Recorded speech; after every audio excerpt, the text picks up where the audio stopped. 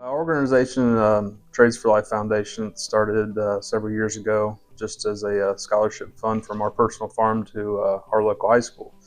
It was well received. We grew it into what it is now as a 501. It's a nonprofit, fully registered, and we just we're looking to get kids into trades industries and empower that movement and find different employers that also have the same view and goals and aspirations as we do. We have to have the employers who not only would just want to hire employees, but we want to have them teach the younger generation, get them inspired to want to be in these trades.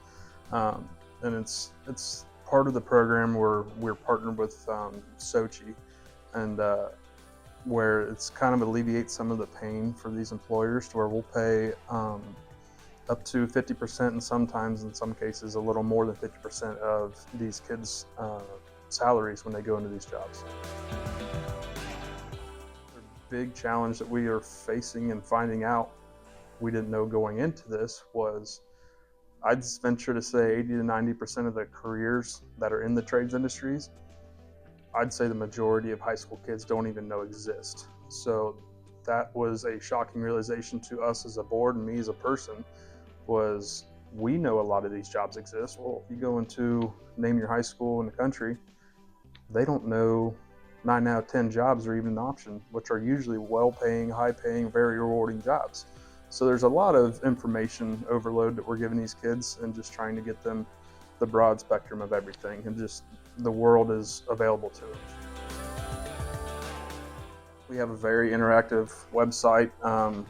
We have our new Tool Belt program coming along that's going to show the kids that we've talked to, the kids that are in the program, the partners we've made, and the employers, and then the various organizations around here. Like I said, we're partnered with Sochi. They do some of the back-end stuff as far as payment goes for salary reimbursements with the companies. Another part of that program is when we do match kids with employers, we'll buy their first set of tools. It's very cool that a lot of companies, not just employers, are seeing a need, so they're wanting to reach out and help. I'd say from the very beginning, when I knew that was something that was worth pursuing, was my very first launch video when I launched Trades for Life Foundation.